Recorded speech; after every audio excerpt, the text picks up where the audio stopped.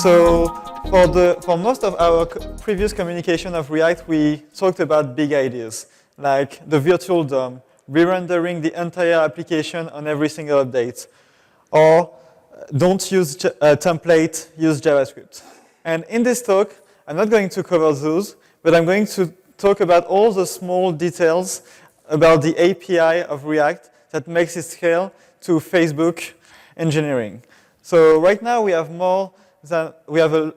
many thousands React components inside of Facebook, and we're really committed to it. And this requires some things in order to make it scale. And so the best way to make the developers more productive using React has been to minimize the time to find the root cause of a bug. So ideally, we would like to reduce the number of bugs in our system. And so we can do that, one, by not making any more bugs, but this is really hard to do. And the second one is to make fixing bugs a lot easier. So this is what we've been trying to do with React. And the way to do that is, first, you need to understand how a bug is being fixed. So for example, in this case, we have a to-do MVC with one element, but it says 2 items left. So that's obviously a bug. So as a developer, you're first going to try to reproduce the bug and put your application in that state. And then you're going to want to find the code that was being used to generate this number 2.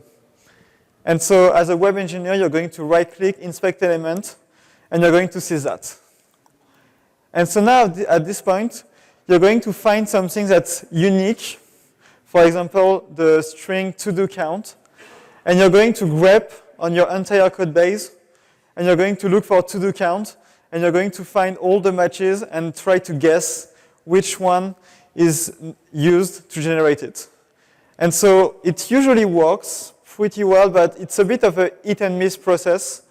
And sometimes you're going to use a component that's being used all over the place, and you're going to have to dig more. And you need an intimate understanding of the code base that you're looking at in order to debug. So in order to make this part easier, we introduced the React DevTools. So if you install this little Chrome extension, then you can click on the React tab, and it's going to give you the React virtual DOM node that was being used to generate this element. And so in this case, you're going to see to-do footer. And the interesting thing with this is at Facebook, we uniquely name all our React components. And so you can look for the file to-do-footer.js to find where the code is being executed. And we've got some nice things as well, which is the props and state of your component are available on the right, and they're live editable. So you can change the count, completed count, and it's going to live updates. So now we found the file that was being used, and this variable count is the one that value is 2, and we want it to be 1. And so now when I ask people, how do you debug this? What's your process? They're going to say, oh, I'm going to use a debugger.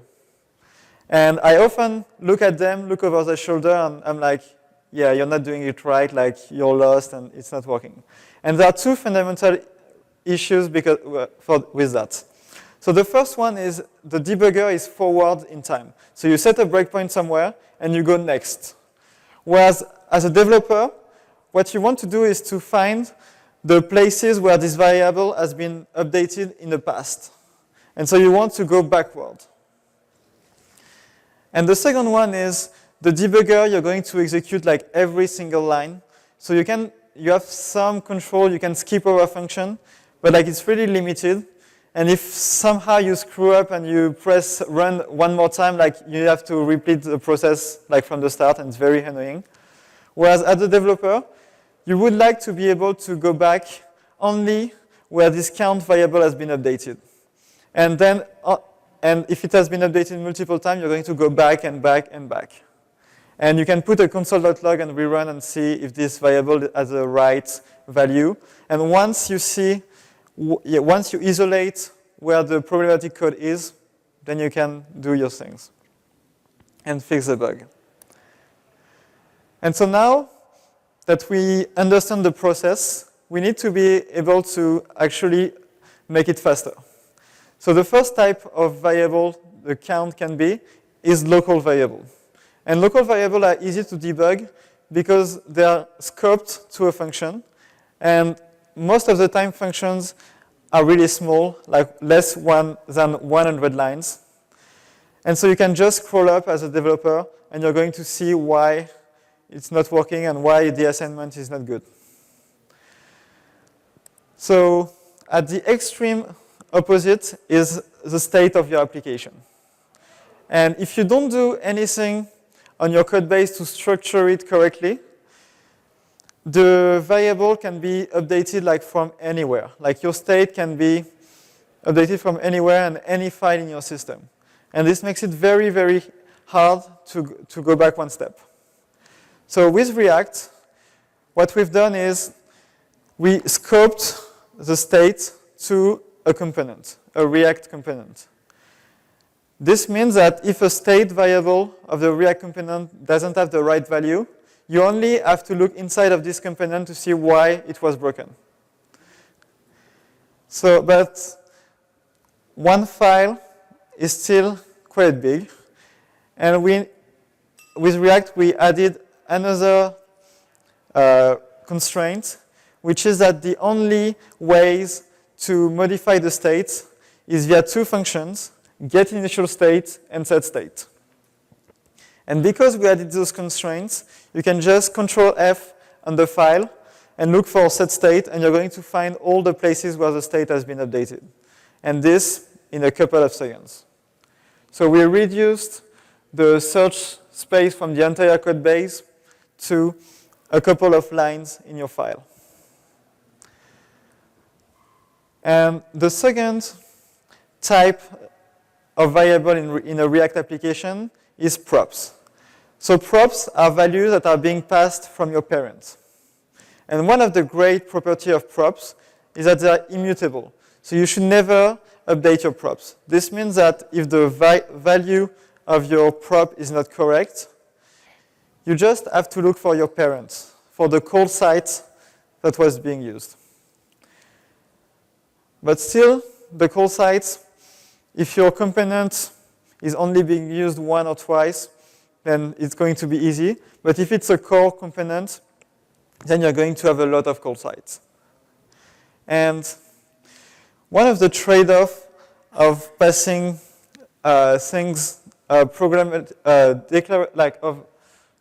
passing things and specifying it is that it's quite verbose. For example, if you want to pass an element from a grandparent or a grand-grandparent to a child, then you need all the elements in the between to know about it.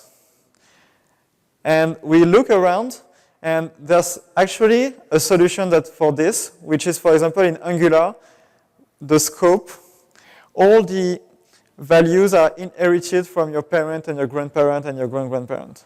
So this has a good effect of reducing the number of code that you have to write, but it also has a very bad effect, which is that if a props doesn't have the right value, so now you not only have to check all the call sites, but now all of their call sites and all of their call sites and all of their call sites.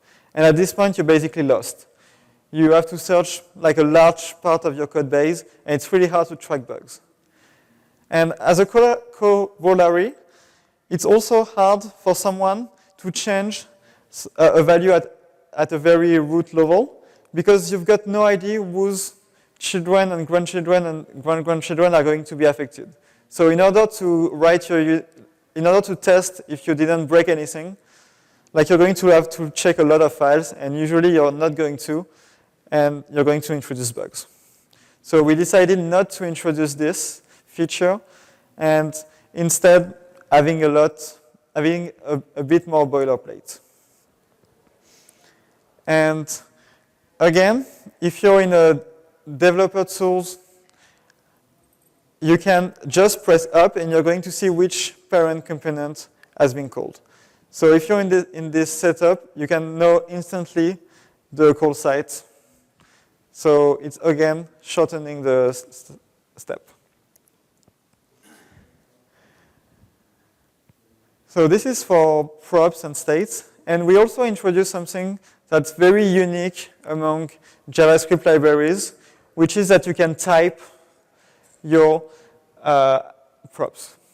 And for example, in this case, the count value is a number and is required, and active to the world is a string. And we're going at runtime to check those types. And in order to understand why it's useful, I'm going to step back and look at languages in general. So we've got basically like two main families, static languages and dynamic languages. And if you see the evolution of static languages, they're trying to make you write less types. For example, in C++, they recently introduced the auto keyword, which lets the compiler infer the type of the variable for you, so you don't have to write it. And now, if you look at dynamic languages, for example, JavaScript and PHP, since you don't write any type by default, we want to write more types. And for example, JavaScript introduced TypeScript, and PHP introduced ACK in order to do that. And they both converge into what I call a sweet spot, which is that you want types on function arguments, and you want everything else being untyped, being inferred by the compiler or by whatever. And there are two reasons for that. And the interesting thing is that you can compare a function to a component. So if you think about a React component, it's like a function that takes properties and that returns a virtual DOM. And so in this case, that makes sense to type component props like languages type function arguments. And there are two main reasons to that. The first one is all about documentation. Because the interface of your component is typed, this means that you can, as a developer, just look at this file, and you're going to see all the type, all the attributes that are required, and you can call this component with those. And the second one is that it prevents the propagation of errors. So for example, if you have a bad variable in one component, and you pass it to another component, and that passes it to another component and modifies it a bit, in JavaScript, it's rarely going to throw. And so this bad value can propagate very far. And at one point, it's going to throw. And it's going to be really hard because it's going to take a lot of hops in order to go back to the initial issue. And so if you have prop types, then you're going to stop the propagation of those exceptions exactly when the parent calls a child. So you know directly whenever it's going to be, whenever the problem is happening. And you don't have to do those hops. And so all of those, it's really intuitive to, if your goal is to reduce the time it takes to trace back where the variables get set, it's very intuitive to do the step that we've done. But someone on Twitter asked me, I don't like JSX and I don't like the way the React DOM is constructed, and I want to use jQuery instead. And we've had great success from the CoffeeScript community and the ClojureScript community in coming up with new DSLs to write DOM elements. So it's not, so why not using jQuery?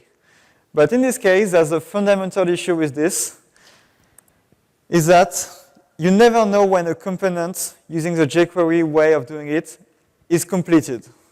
And so at any point in time, someone can add an attribute to that component. And what this means is someone can, for example, in this case, override the ID element and at any point in time. And it's very bad for when you're developing code, because now anytime you have a function call in your code that passes the element, now you have no idea if the function call is going or not to mutate the element.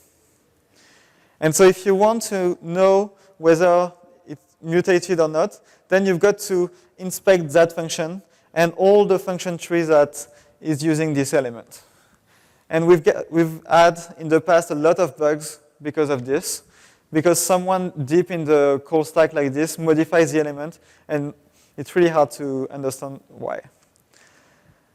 But at the same time, once an element is formed, it's very useful in occasions to be able to modify it. And we need to find a way to do it in a safer way. And for this, we introduced the API clone with props. And clone with props takes an element, and it takes new props, like new attributes, and it's going, instead of modifying the element, it's going to create a new element with all the modified properties. And you're going to assign it to a variable. And the very interesting fact with this is that now any call site that wants to modify this element is going to return the modified element. And so you only have to look at this specific call site pattern if you want to see if an element has been modified or not. And so since this pattern is usually the exception, like you trim down a lot of potential source of bugs in your application. And one of the idea about this is for props and with this, we're using immutable objects. And you might think that immutable objects, you can only get benefits from them using Haskell or Lisp. But in fact, you can also use the benefits in JavaScript if you impose that you can modify objects. And they have really, really good properties in order to debug elements. So in order to conclude, at Facebook, we have a motto which is move fast and break things. And what it really means is it's OK to break things, but once you discover that something is broken, you want to fix it as fast as possible. And especially, you want to fix it before it goes to prod.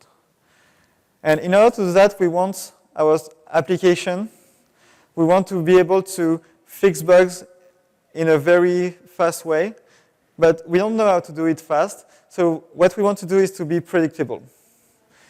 And when fixing a bug, there are two main sources of unpredictability.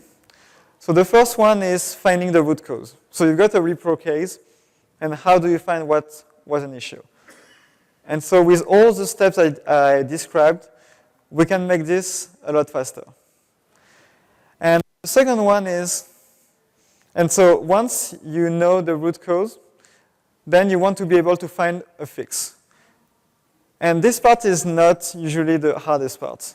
Like all the interviews and all the school, like you're an engineer so you can get a problem and you're formed to find a solution. So we are pretty good at doing this. But then the second unpredictability is, what if your fix is going to introduce another bug? And so this is a really bad moment. For example, if something is severely broken in production and you want to like fix it as soon as possible, and then you launch a fix, and then it triggers something else, another bug, and then it triggers another bug, and then you've got to like figure out another solution.